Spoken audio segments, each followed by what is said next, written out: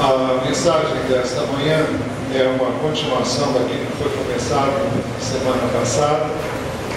Queremos continuar com o tema família, sem data para terminar. Vamos continuar esse mês, se Deus nos der direção, nós vamos ainda continuar. E nós vimos na semana passada o trecho que está citado ali, embora na semana passada nós apenas tenhamos iniciado, mas nós vimos como devemos nos conduzir no contexto sexual, das amizades, do namoro, do casamento. Nós vimos primeiro que devemos viver a fim de agradar a Deus. Depois nós vimos que os tessalonicenses viviam assim. Todavia, vimos também que a vida cristã não é estática, por isso que, em segundo lugar, vimos que devemos crescer no propósito de viver a fim de agradar a Deus. Vimos, em terceiro lugar, que para vivermos a fim de agradar a Deus, precisamos conhecer a sua vontade. Vimos também, em quarto lugar, que para vivermos a fim de agradar a Deus, precisamos nos abster da imoralidade sexual. Isso inclui todo tipo de abuso do sexo, todo o uso ilícito dos impulsos sexuais e todo tipo de perversão sexual. Vimos, em quinto lugar, que para vivermos a fim de agradar a Deus, cada um deve saber controlar o seu próprio corpo.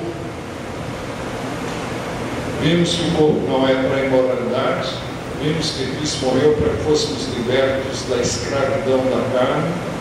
Vimos que nossos corpos devem ser dedicados a Deus.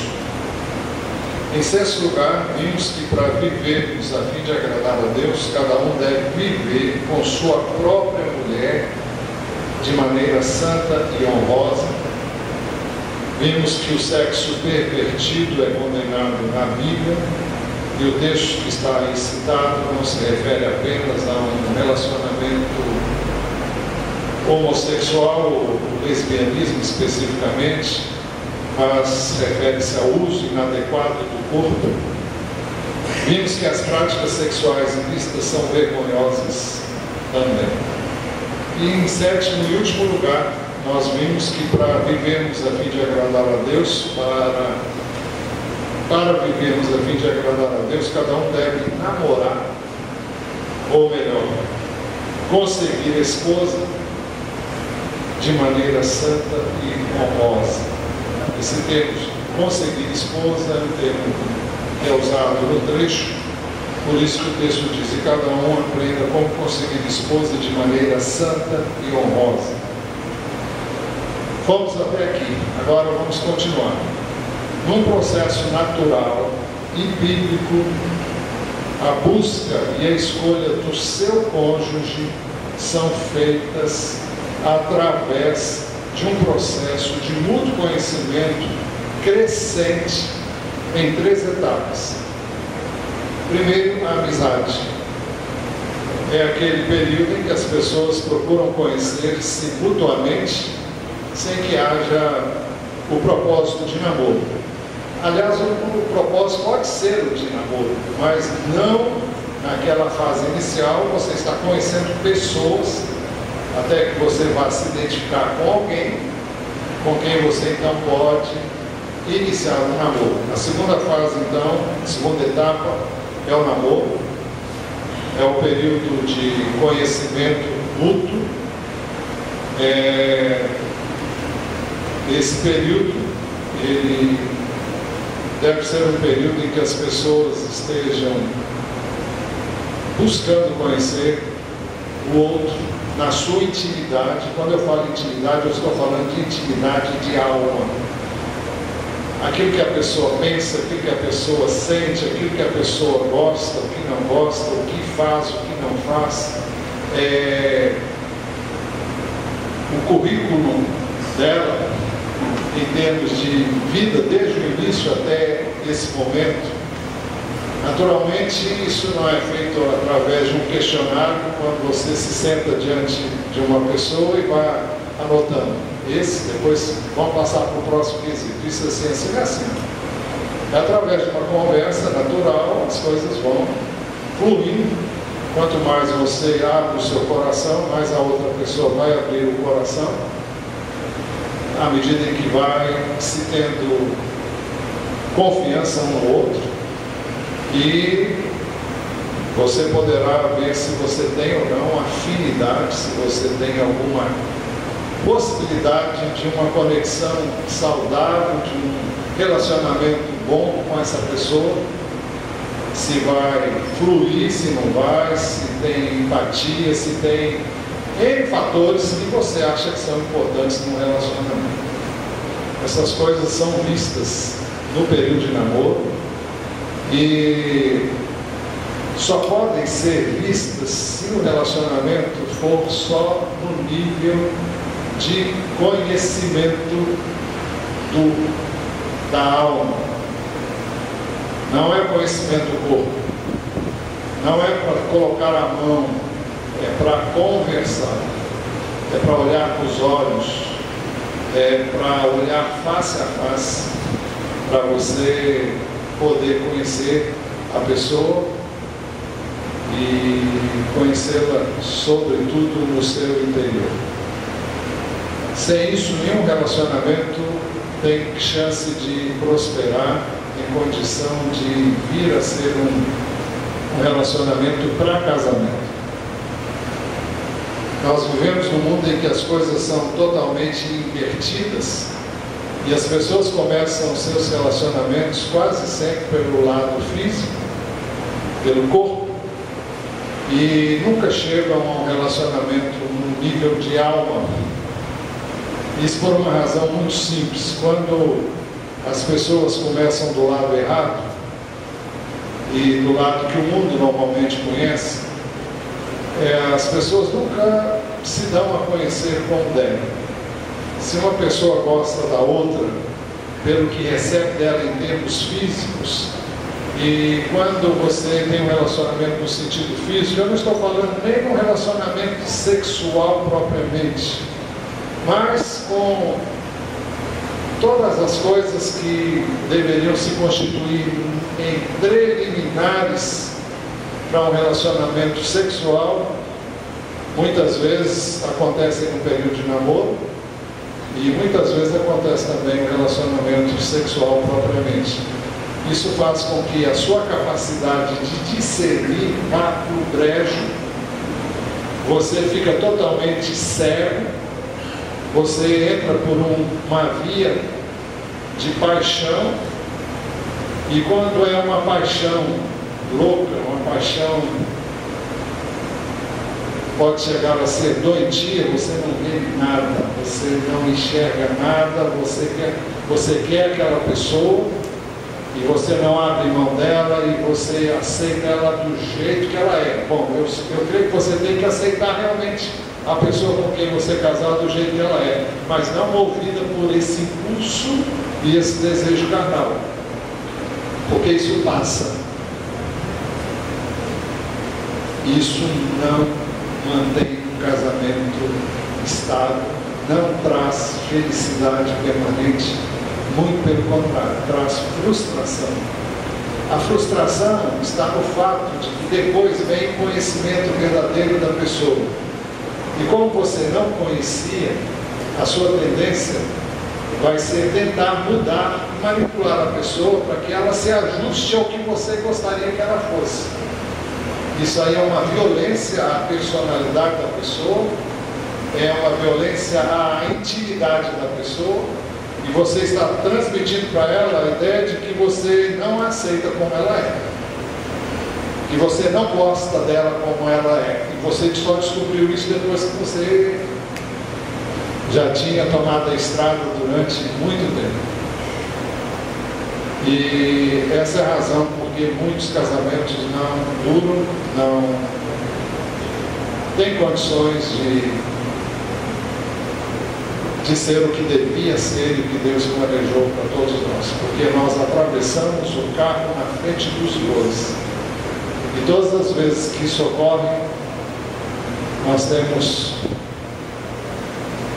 tristeza, dor, frustração, desilusão, desamor e N coisas que surgem como resultado de tudo isso. A terceira etapa é o noivado. Quando se chega a esse ponto é porque você já tem certeza do seu relacionamento, você já conheceu o suficiente e já decidiu que realmente vocês podem partir para um casamento. E nessa fase não significa que você pode, então, já que você vai casar, que você pode avançar o sinal. Mas não pode avançar nenhum sinal. Eu estava conversando com uma pessoa essa semana e ela me falou que a filha decidiu que só beijaria o noivo na boca no dia do casamento. E aí? Careta? Eu acho que essa pessoa está certa e esse é o procedimento correto. Eu acho impossível você beijar alguém na boca e você ficar só nisso, e você não ser despertado para algo muito mais intenso e profundo no nível carnal do que isso. Nós vamos ver algumas coisas hoje que vão nos ajudar a entender isso melhor. Nesse processo mútuo de conhecimento crescente e contínuo que deve ocorrer durante o namoro, visando a busca e a escolha do seu cônjuge, devem ser considerados alguns critérios. Primeiro critério: esse processo requer santidade e honra. O verso que está projetado aqui diz que cada um aprenda a conseguir esposa em santidade e honra. Que cada um aprenda a conseguir esposa em santidade e honra. Essa declaração, ela diz respeito ao período de namoro. Não temos nenhuma dúvida quanto a isso, e eu creio que você também não deve ter. Porque esse período de conseguir esposa é o período que vai, desde o momento que você busca conhecer alguém, busca encontrar alguém, até o casamento. Então esse período é um período para santidade e honra. Para não pecar, cada um deve ter o seu cônjuge. Paulo escreveu sobre isso bem detalhadamente na primeira epístola aos Coríntios, no capítulo 7. Está registrado que ele fala sobre o casamento. Um capítulo extenso, longo, detalhado, pormenorizado acerca dessa questão. Ele diz: mas por causa da imoralidade, cada um deve ter sua esposa e cada mulher o seu próprio marido.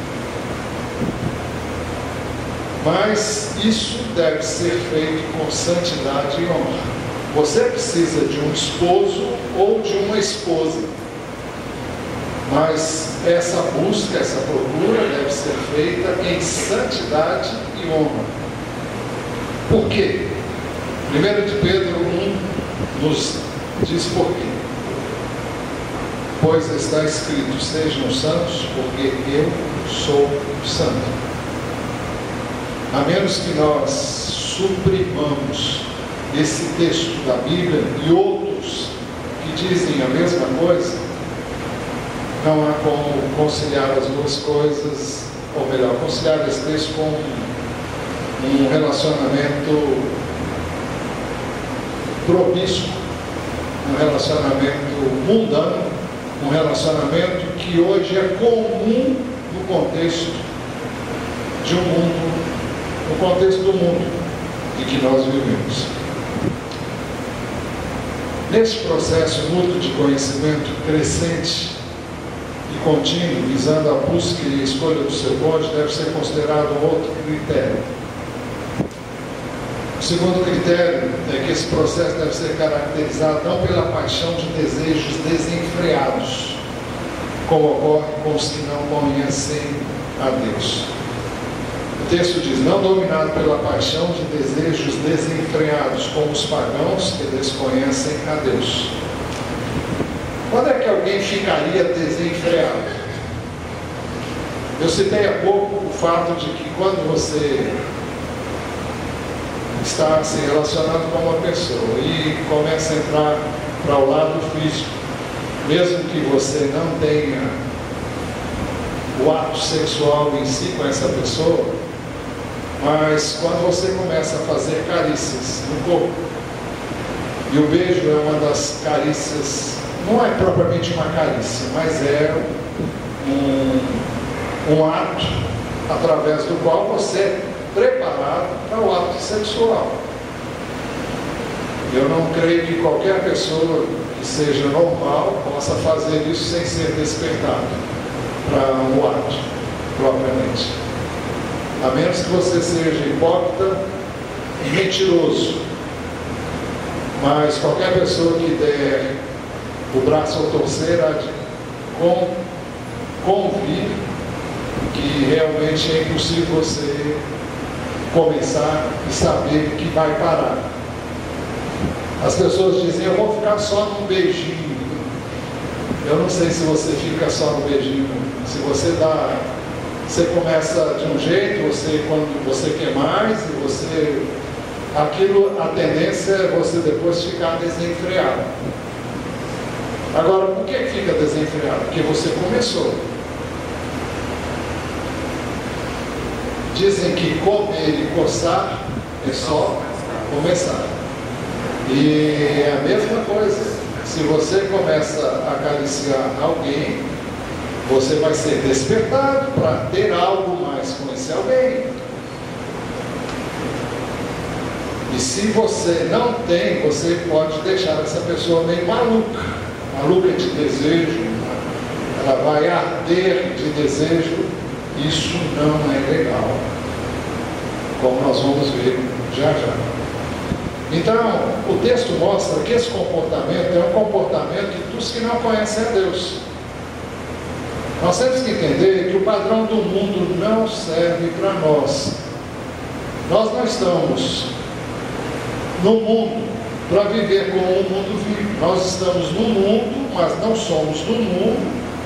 Éramos do mundo, pertencíamos ao mundo, mas Deus nos libertou. Nós lemos um texto há pouco, no momento dos dízimos, em que nós damos graças ao Pai que nos fez idôneos para participarmos da herança dos santos na luz, pois Ele nos resgatou do domínio das trevas e nos transportou para o reino do seu amado Filho, em quem temos a redenção, a saber, o perdão dos pecados. Então, nós hoje pertencemos ao reino da luz, fomos transportados das trevas para o reino da luz. Nós somos cidadãos do reino de Deus. Nós estamos no mundo, mas não somos mais do mundo. Jesus disse acerca dos seus discípulos, eles não são do mundo, como eu também não sou do mundo. Não peço que os tires do mundo, mas que os guardes do mundo. E ele disse que nós estamos aqui como enviados de Deus, da mesma forma como o Pai enviou o seu Filho, nós hoje somos enviados pelo Filho, com a mesma missão, não de morrer na cruz, mas de levar a bom termo aquilo que Ele tem planejado e nos chamado a fazer. Então nós temos que entender isso, nós temos que entender que o nosso comportamento não é o do mundo. É difícil, é algo que vai exigir disciplina, mas não é só disciplina, vai exigir oração, vai exigir jejum muitas vezes, vai exigir uma dependência total de Deus. É preciso que você esteja lendo diariamente a palavra, para que essas verdades possam estar entrando e você esteja fortalecendo o seu espírito através da palavra de Deus, porque você vai receber inúmeras mensagens de dia e de noite que vão induzir e levar você a fazer exatamente o que todo mundo faz, porque nós vivemos num mundo em que se explora isso, em que isso é perfeitamente normal. Estou me referindo a um relacionamento promíscuo, a um relacionamento onde as pessoas não precisam se casar para terem sexo. Muito bem, esse foi o segundo critério. Antes de ir para o terceiro, nós vamos ver que os incrédulos têm um comportamento com o sexo oposto caracterizado pelo desejo incontrolável. Efésios 4:17 diz assim: assim eu lhes digo, e no Senhor insisto, que não vivam mais como gentios que vivem na inutilidade de seus pensamentos. Eles vivem de acordo com o que eles pensam e não de acordo com o que Deus pensa. Eles estão obscurecidos no entendimento e separados da vida de Deus, por causa da ignorância em que estão, devido ao endurecimento do seu coração. Eles não conhecem a Deus, eles estão sem entendimento, eles ignoram a vontade e o plano de Deus para a vida deles. Isso por uma escolha, pelo endurecimento do coração deles. O texto continua no outro slide, tendo perdido toda a sensibilidade. Eles se entregaram à depravação, cometendo com avidez toda espécie de impureza. Todavia não foi isso que vocês aprenderam de Cristo. De fato, vocês ouviram falar dele e nele foram ensinados de acordo com a verdade que está em Jesus. Como os irmãos veem, o procedimento do crente é totalmente diferente do procedimento do incrédulo. E o padrão de vida do incrédulo não serve para nós. Nós temos que convir que Jesus sempre esteve com os incrédulos, se é que a gente pode assim chamar, com aqueles homens que no contexto do seu tempo eram tidos como pecadores, pessoas que os fariseus evitavam de conviver. Jesus não, Jesus convivia com eles, ia lá onde eles estavam, mas não ia para fazer o que eles faziam, mas sim para levar a mensagem de Deus e para fazer diferença. Tanto assim que eles se convertiam, eles se arrependiam de seus pecados, deixavam-nos e se voltavam para Deus. É isso que eu e você temos que fazer: ser sal, ser luz, fazer a diferença num mundo de trevas. E ninguém faz diferença num mundo de trevas se não for luz. Se vivermos como trevas, não tem como você fazer manifesta a luz de Deus.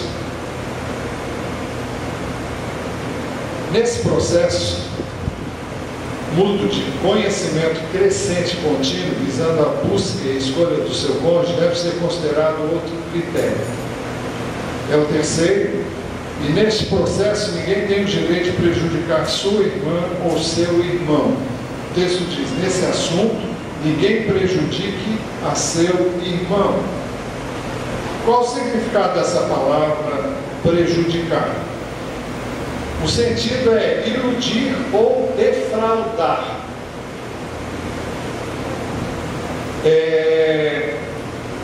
Como é que alguém defrauda o outro? Você sabe muito bem o que é fraudar, o que é um fraude.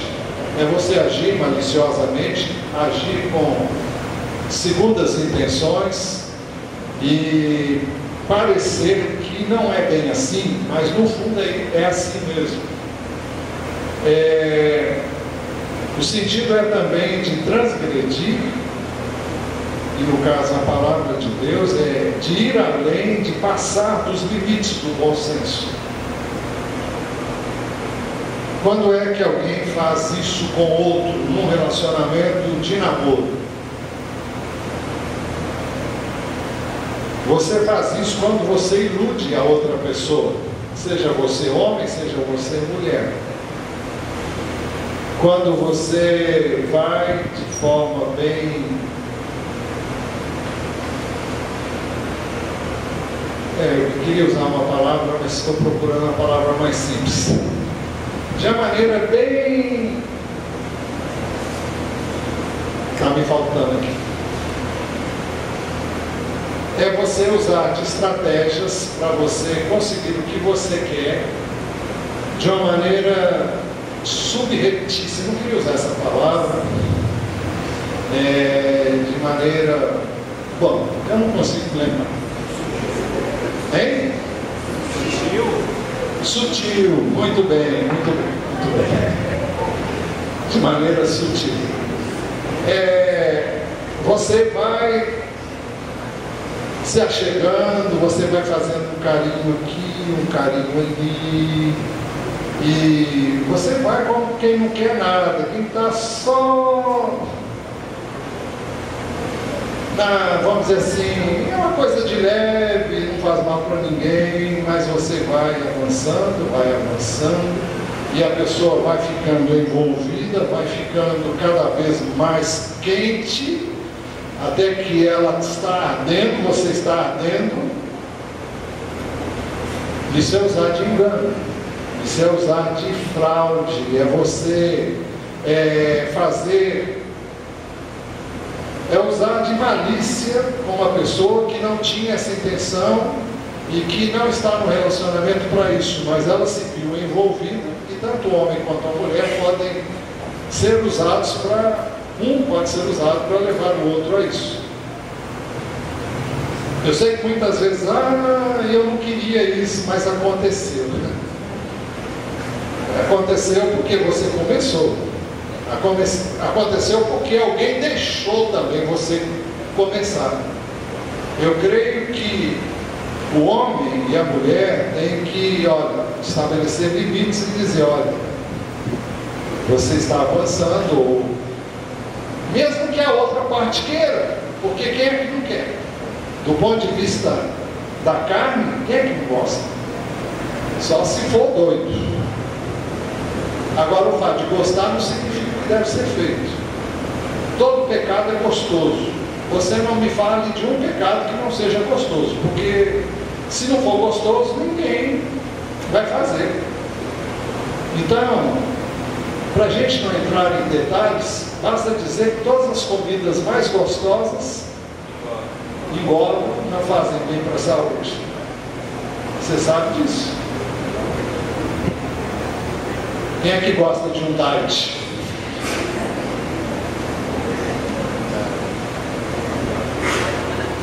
Mas é preciso que você saiba, aprenda a viver de maneira disciplinada. E para isso eu digo outra vez: oração, se for necessário, jejum e uma dependência, é chorar mesmo aos pés de Deus.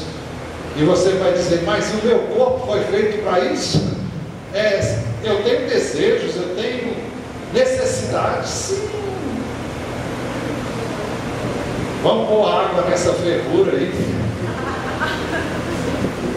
Em oração, em jejum, em realmente choro diante de Deus, até chegar o momento certo. Com certeza Deus vai abençoar muito mais o seu casamento. Você vai construir um casamento em bases sólidas e não baseado em relacionamentos externos. Eu tenho dito para muitas pessoas que eu tenho tido a oportunidade de aconselhar: depois que você casa, você não tem sexo todo dia com o seu cônjuge. E ainda que tivesse todos os dias sexo com o seu cônjuge, você gastaria, se muito, 1 hora. E se for muito, hein? Se for muito mesmo. Quantas horas você ainda vai ter? 23 horas. Claro que você tem que dormir, tem que comer, mas e o resto do tempo? Como é que se constrói uma relação legal, estável? É através do diálogo. E uma coisa que a mulher mais gosta é de conversar e de ser ouvida. Eu sei que tem muito homem que também fala pelos cotovelos, mas normalmente as mulheres falam mais do que o homem.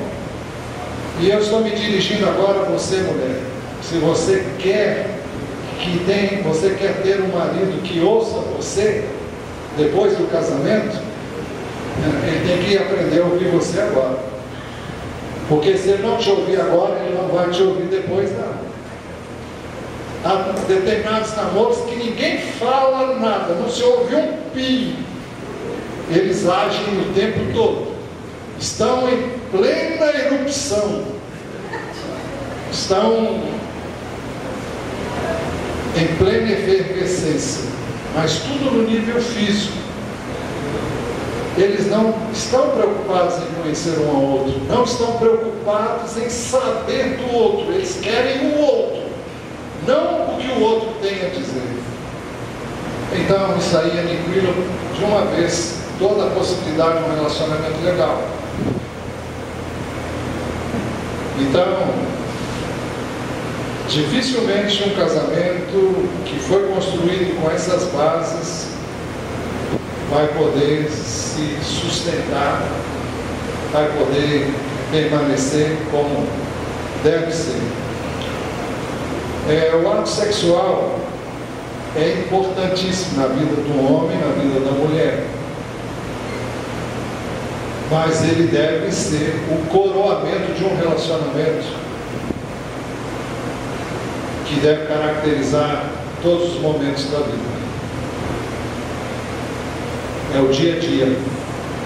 Alguém que vai para a cama, para um ato sexual, sem que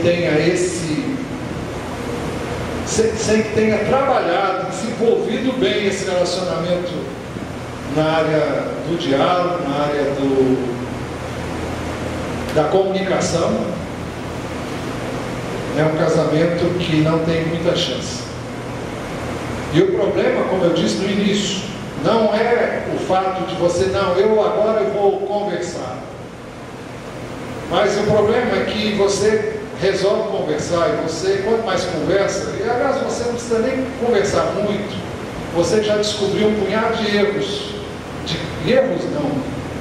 um punhado de coisas que você não gosta no seu cônjuge, depois que você casou. E a sua tendência é você apontar esses erros, a sua tendência é não aceitar esses erros, ou essas falhas, ou essas características de personalidade que cada um tem. Você pode cismar porque você gosta de colocar a tampa na pasta dental e o seu cônjuge não gosta. Fica aquele negócio da caindo assim, sujando tudo, e pode ser que isso aí não seja problema, mas para alguns podem ser. Pode ser que a mulher não aceite, você vai tirando a calça, a camisa, uma meia aqui, outra ali, vai deixando, por onde você passa, você vai deixando. Parece que quando você sai para um lugar, quando chega no outro, tem roupa, sapato, bem espalhado para a casa toda. Ela pode gostar disso, eu não sei se vai gostar não, mas se alguém gostar disso. Mas se ela sabe que você é assim, antes das duas, ou você vai se corrigir, e vocês vão combinar que você vai se corrigir, se é que vai, eu duvido. Mas quem aprendeu desde criança a fazer isso, teve a cobertura do pai, da mãe, ninguém nunca impôs nenhuma disciplina, não foi repreendido, pode saber que vai ser o cara mais largado do mundo. E isso aí não vai ter jeito de mudar. Ou você gosta dele dessa maneira e aceita ele sem reclamar, ou então vai ser um inferno a vida de vocês.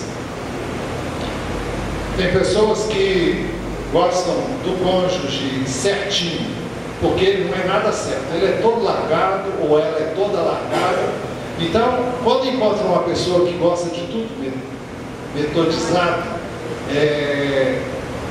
uma pessoa que é cheia de disciplina, de autodisciplina, e gosta das coisas no seu devido lugar, ela pensa que vai ser a salvação dela, vai ser o inferno da vida dela. Porque essa pessoa vai pegar o tempo todo no pé dela e vai tornar a vida dela um inferno. E dificilmente essa pessoa vai conviver bem com uma pessoa largada. Vai ser uma briga de foice no escuro o tempo todo. Então, a única maneira de evitar essas coisas é conhecer.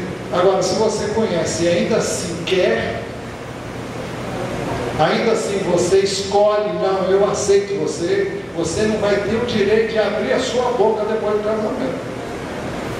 Você não vai falar nada, você sabia, você concordou, então fique na sua e enfrente essa situação, enfrente com alegria, porque você escolheu. É muito mais fácil você aceitar alguém com todas as coisas que você gostaria que não fosse exatamente assim, mas se você já entra sabendo, você já entra num casamento preparado ou preparada, porque você sabe que vai ser assim, é muito diferente de você ter surpresas. Ninguém gosta de surpresas. Então, mas se você aprende a gostar de uma pessoa, e quando eu digo isso, eu digo para você entender que você não vai encontrar o príncipe encantado da sua vida, porque isso não existe. Não existe uma pessoa perfeita. Existem pessoas que tiveram, digamos, 2 relacionamentos. Um primeiro não chegou a ir muito longe, e ela conhece uma outra pessoa, e ela se casa com essa pessoa. E ela descobre que ele não tem as características que ela gostaria que ele tivesse. Então o que ela fica pensando? Puxa, se eu tivesse casado com fulano, teria sido diferente.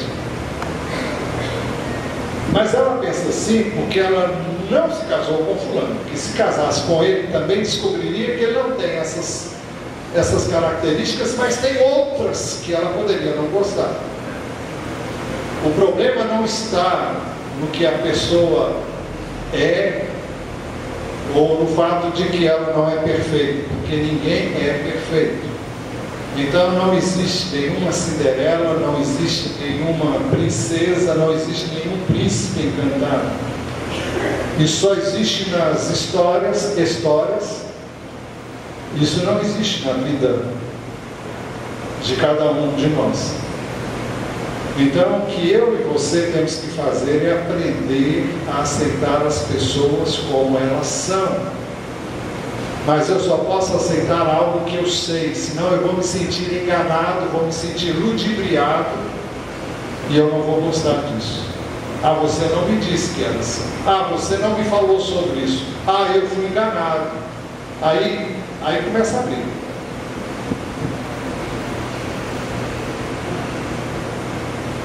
E, repetindo o que eu já disse, quando não se briga por isso, briga porque você vai tentar fazer com que o outro seja o que você acha que deve ser.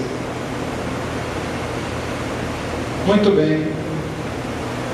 Então, nesse processo, ninguém tem o direito de prejudicar sua irmã ou seu irmão. Você não tem direito de fazer isso com ninguém, muito menos com a pessoa com quem você vai casar, que, de acordo com a Bíblia, deve ser o seu irmão também em Cristo, ou irmã.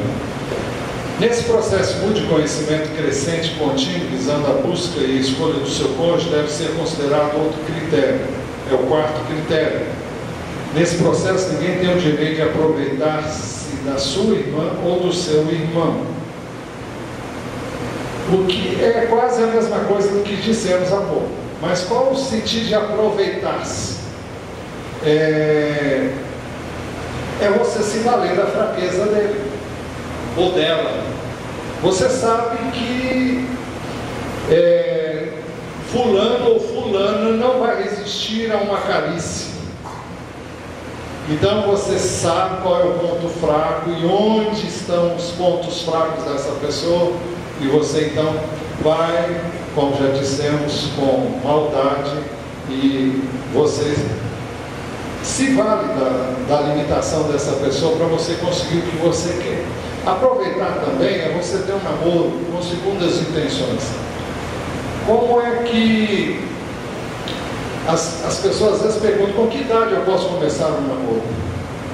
Eu creio que ninguém deveria começar um namoro se não tem condições de casar, se não pensa em casar-se. Por que começar um namoro? Para quê?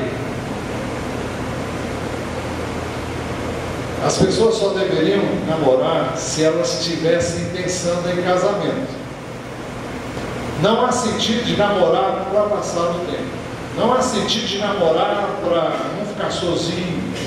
Então eu namoro uma, depois eu fico um tempo com ela, depois eu vou para outra, e assim. Não, isso não tem sentido, isso não é bíblico, isso não existe nas Escrituras. Isso não tem sentido do ponto de vista bíblico. Isso é aproveitar-se das pessoas. É isso que o mundo faz. Um dia fica com um, outro dia fica com outro, e assim você vai de mão em mão e passando a mão nas muitas pessoas com as quais você lida, para não dizer outra coisa, né? Porque ninguém hoje no mundo aí fora fica com alguém só para as preliminares. Então, aproveitar-se das pessoas é você não ter nenhum interesse em casar-se com aquela pessoa, em um relacionamento sério, e você iludir a pessoa para ela estar com você, porque você gosta de estar com a pessoa e porque ela lhe dá algum retorno, mas você não tem o mínimo interesse de um relacionamento definitivo, pensando em casamento. Isso é aproveitar-se das pessoas. Então, quando pergunto qual a idade para casar-se, repetindo, é quando você, para casar-se não, qual a idade para namorar? É quando você está pensando em casar. Você tem condições de casar, ou está pensando em construir um lar, você tem como ver isso agora? Tem. Se não tem, nem comece. Tenha muitas amizades, aí sim, saia com muita gente, mas saia no nível de amizade. E não dê a entender às pessoas que você está interessada nelas para um namoro, se o que você quer é só amizade. Mas logo dizendo, é amizade. Porque infelizmente as pessoas entendem mal as coisas. Às vezes é muito difícil você ter um relacionamento em nível de amizade. Isso é o que eu ouço no gabinete. Porque as pessoas muitas vezes se desmancham para determinadas pessoas e a outra vai ser induzida a pensar que ele está interessado nela, mas não está nem um pouquinho interessado. Você conhece esses casos e eles existem de montão por aí.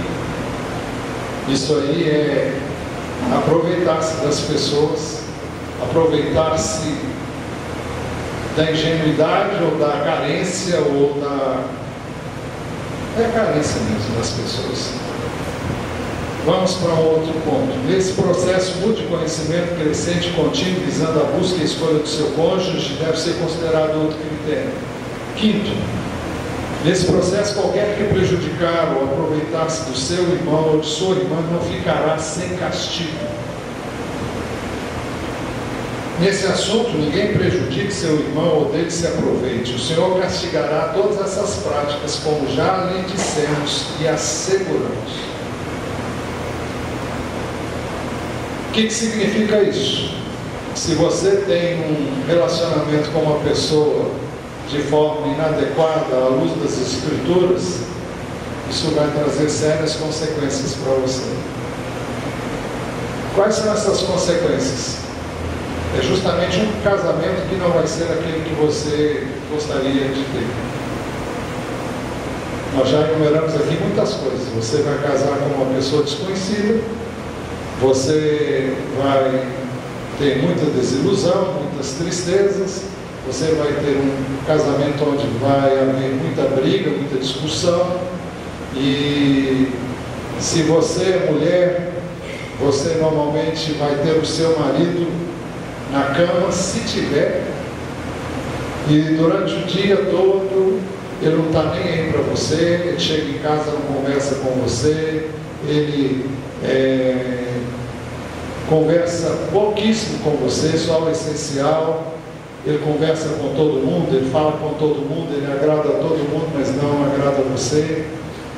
E ele chega em casa, fica lendo jornal, ou vendo televisão, mas ele não conversa com você. Por quê? Porque isso não foi cultivado, isso não foi valorizado.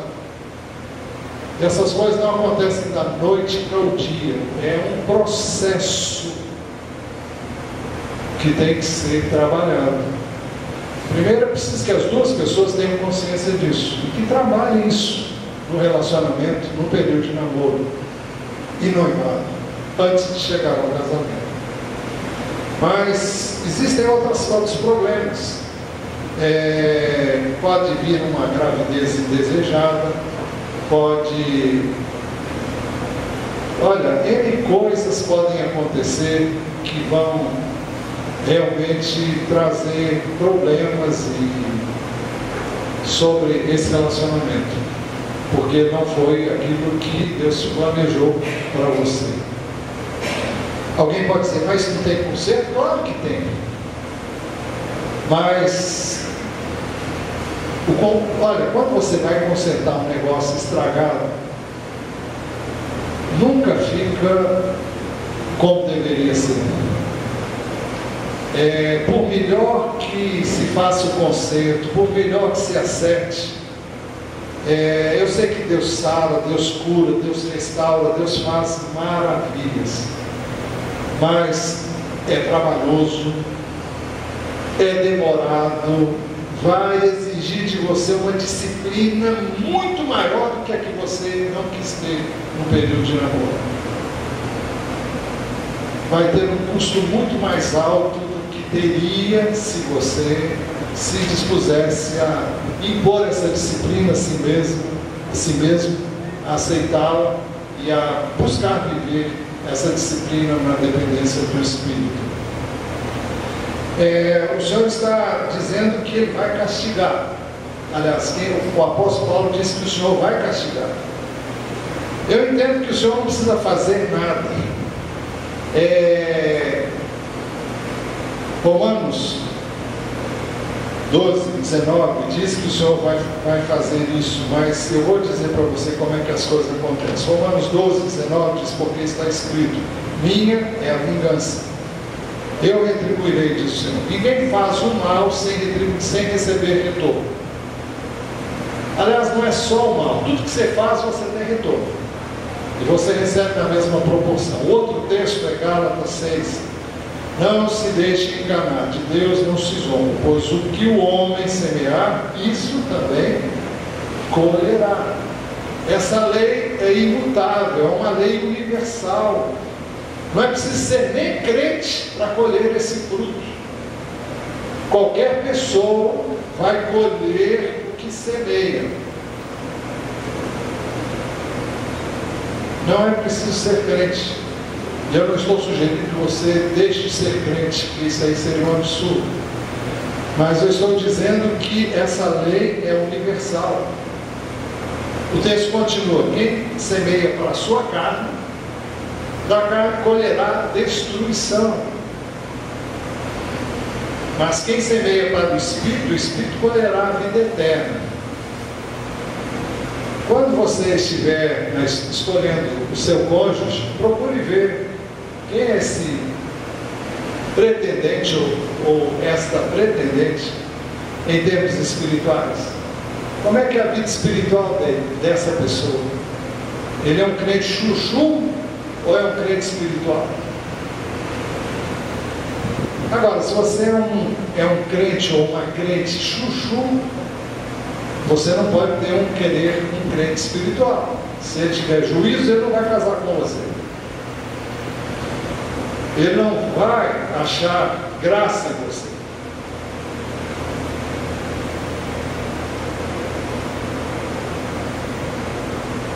Algumas pessoas pelas quais eu oro, inclusive para aquelas casas, e eu peço para elas o melhor, mas eu peço também que elas sejam aquilo que elas querem da outra pessoa, porque não tem sentido você querer algo que você não busca ser em Cristo. Então é importante nós sabermos que todo mal que nós semearmos, nós vamos colher. E há certas coisas, meus amados irmãos, que se você errar antes, algumas delas não tem jeito. Pau que nasce torto, morre torto.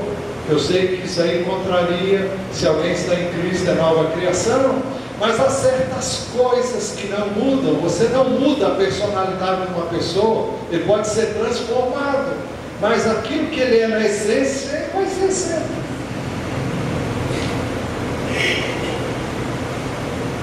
Muito bem.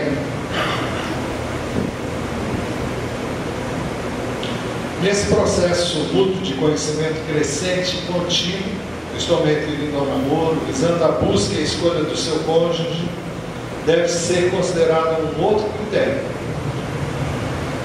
É o sexto. Nesse processo convém saber que Deus não nos chamou para a imoralidade, mas para a santidade. Porque Deus não nos chamou para a impureza, mas para a santidade. É preciso que eu e você entendamos o que Deus quer de mim e de você. 1 Coríntios 6, 13, a segunda parte do texto diz assim: o corpo, porém, não é para a imoralidade, mas para o Senhor, e o Senhor para o corpo.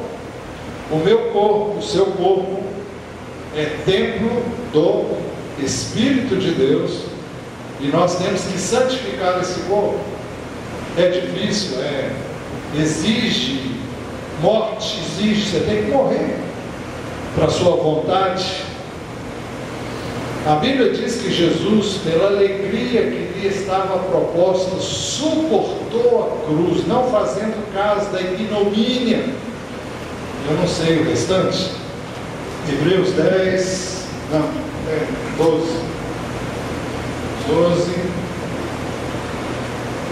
Diz assim: tendo os olhos fitos em Jesus, Hebreus 12, 2.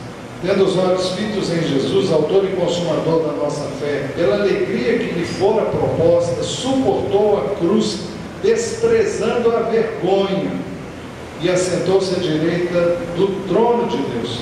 Pensem bem naquele que suportou tal oposição dos pecadores contra si mesmo, para que vocês não se cansem nem desanimem. Na luta contra o pecado, vocês ainda não resistiram até o ponto de derramar o próprio sangue.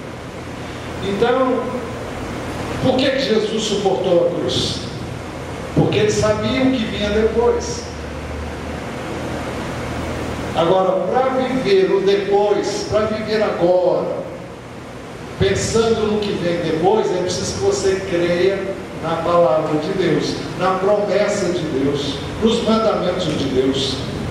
É preciso que você aprenda a perder agora para ganhar muito mais, para ganhar o melhor depois.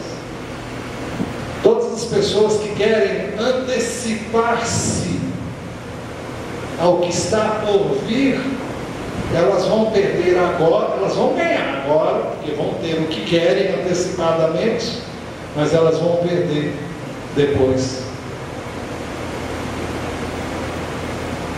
O que Deus tem preparado para você, meu irmão, para quem vive uma vida de santidade e pureza, não tem como comparar-se com o que você pode ter hoje, com uma vida desregrada, desenfreada. Não tem grau de comparação. E a Bíblia é muito clara. Por que é que nós temos que viver uma vida de santidade aqui? Porque nós cremos na vida eterna, nós cremos no retorno de Cristo, nós estamos vivendo aqui em função do céu. Mas quem está namorando visa o casamento, e o casamento pode ser muito bom se você souber ter um namoro como Deus planejou para você.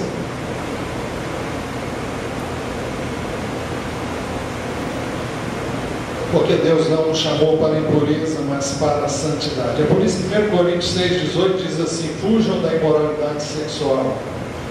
Todos os outros pecados que alguém comete fora do corpo os comete, mas quem peca sexualmente peca contra o seu próprio corpo. Acaso não sabem que o corpo de vocês é santuário do Espírito Santo que habita em vocês, que lhes foi dado por Deus, e que vocês não são de si mesmos? Vocês foram comprados por alto preço, portanto, glorifiquem a Deus com o seu próprio corpo. Pedro, escrevendo na sua primeira epístola, ele diz: porque vocês sabem que não foi com prata ou ouro que fostes resgatados da vossa vã maneira de viver, mas com precioso sangue, como de um cordeiro sem mácula. Diz assim: pois vocês sabem que não foi por meio de coisas perecíveis, como prata ou ouro, que vocês foram redimidos de sua maneira vazia de viver, transmitida por seus antepassados, mas pelo precioso sangue de Cristo, como de um cordeiro sem mancha e sem defeito, conhecido antes da criação do mundo, revelado nesses últimos tempos em favor de vocês. Por meio dele vocês creem em Deus, que o ressuscitou dentre os mortos e o glorificou, de modo que a fé e a esperança de vocês estão em Deus. A nossa fé e esperança estão em Deus, na sua palavra. Então vale a pena viver uma vida como Ele manda agora. É por um curto tempo. Casamento, se Deus der vida para você, vai ser para muitos anos. E desse casamento vai depender o futuro dos seus filhos.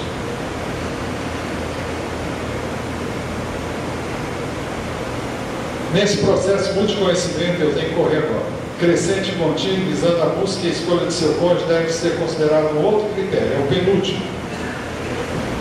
Nesse processo, quem rejeitar este ensino, rejeita o próprio Deus. Portanto, aquele que rejeita essas coisas não está rejeitando o homem, mas a Deus que lhes dá o seu Espírito. Quando você rejeita esse ensino, você não está rejeitando a mim, você está rejeitando o próprio Deus e a sua palavra. Você está rejeitando o Espírito de Deus, que foi dado a mim e a você. Porque nós temos o Espírito. O Espírito é quem nos capacita a viver uma vida de santidade.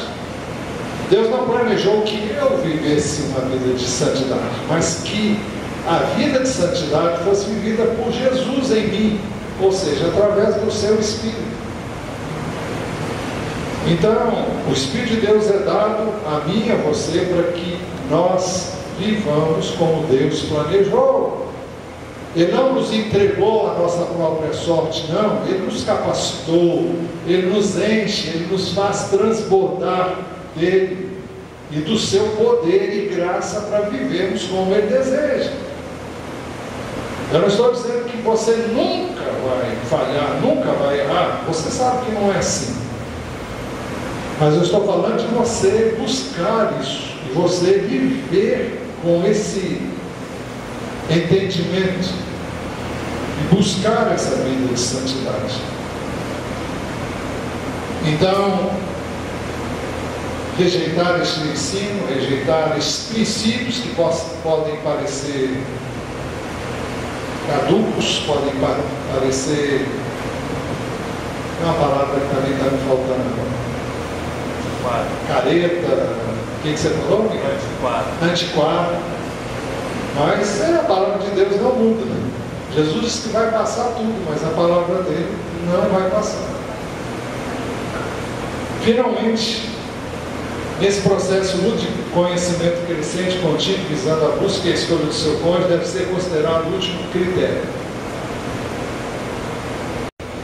Você não há limite para o amor que você pode desenvolver com essa pessoa. Eu desafio você a viver uma vida de santidade no relacionamento com aquela pessoa com quem você pretende casar-se.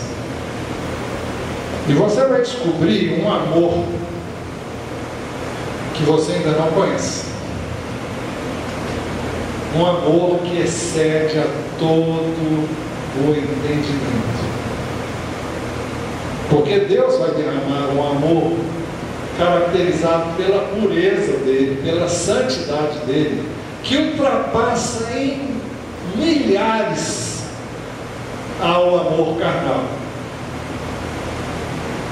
E é esse amor que vai sustentar o seu casamento, é esse amor que vai dar base sólida para um casamento abençoado. Então é preciso que nós entendamos isso. O texto diz: quanto ao amor fraternal, Você vai dizer, mas eu quero mais do que o amor fraternal. Eu sei, Deus dá muito mais que isso. O fato é que o amor que deve nortear o seu relacionamento com a pessoa com quem você quer casar é um amor fraternal.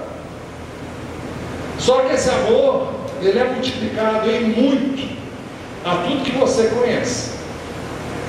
Você vai amar essa pessoa, vai amar essa pessoa profundamente, não pelo que você recebe fisicamente dela, mas porque a presença de Deus em você e nessa pessoa vai ser de uma tal intensidade, de uma tal profundidade, que você vai dizer, não, eu não troco isso por nenhum outro tipo de...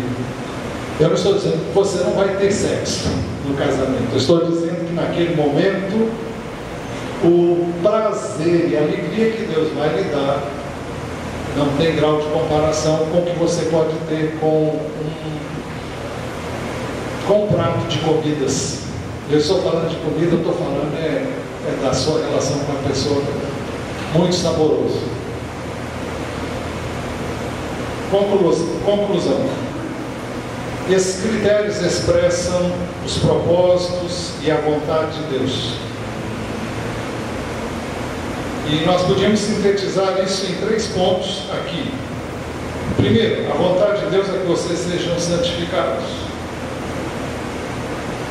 Segundo, que você e eu nos abstenhamos da imoralidade sexual. Terceiro, é o verso 4, que cada um aprenda como conseguir esposa de maneira santa e honrosa. Essa é a vontade de Deus, esse é o propósito dele para cada um de nós. Eu convido você a curvar a sua cabeça e a falar com Deus sobre o que Ele falou com você nessa manhã. E você vai dizer para Ele o que é que você quer da sua vida. Que tipo de namoro você quer? E que tipo de vida você tem em mente para você no casamento? Diga para Deus se você está disposto a aceitar o padrão dele, os ensinos dele para a sua vida. E peça a Ele que lhe dê graça e a vitória de viver como Ele quer nesse relacionamento, com vistas a um casamento estável, abençoado.